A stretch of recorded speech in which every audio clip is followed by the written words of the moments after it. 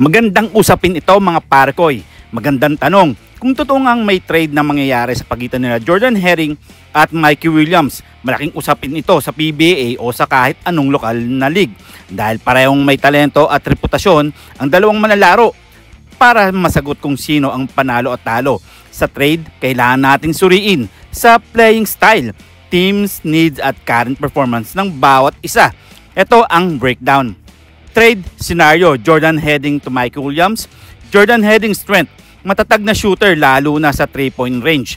May magandang court IQ at experience in international basketball gilas. Weaknesses: di kasing explosive ni Mikey Williams, isolation plays, mas role player kaysa franchise player.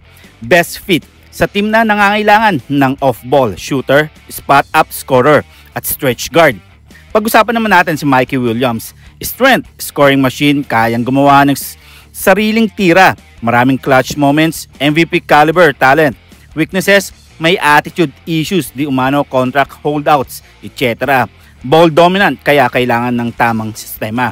Best fit sa team na kulang sa go-to guy o closer at may system na kayang pasunurin ang mga bola sa kanya. Ito ang analysis ng trade. Kung ikaw ay team na makakakuha kay Mikey Williams, panalo ka kung wala kang consistent scorer or closer.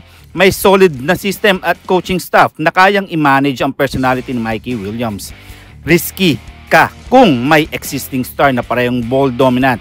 Hindi mo makontrol ang off-court issues niya. Control demanda. Well, mga pare ko, may hirap tong pag-usapan. Ito, kung ikaw ay team na makakakuha kay Jordan Herring, panalo ka kung may star player ka na at kailangan mo ng shooter, supporting cast. Gusto mong mas team-oriented ang laro at mas consistent sa sistema. Talo ka kung wala kang primary scorer. Baka hindi kayanin ni Herring maging alpha player. Sino ang panalo? Short term, team na makakakuha kay Mikey Williams dahil mas mataas ang ceiling niya. Pero risky din, di siya maglalaro o internal issues. Kung term and system based na makakakuha kay Jordan Herring, mas reliable siya kung gusto mo ng role clarity at shooting. Conclusion mga parakoy, kung championship contender ka at kailangan mo ng clutch scorer, Mikey Williams is the gamble worth taking. Kung team building pace ka pa lang at gusto mo ng solid, reliable player, Jordan Herring is a safer choice. Sabihin mo lang kung ano ang masasabi mo sa mga choices ng mga team.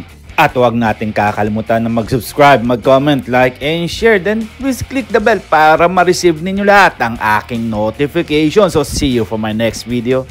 See you for my next vlog. God bless.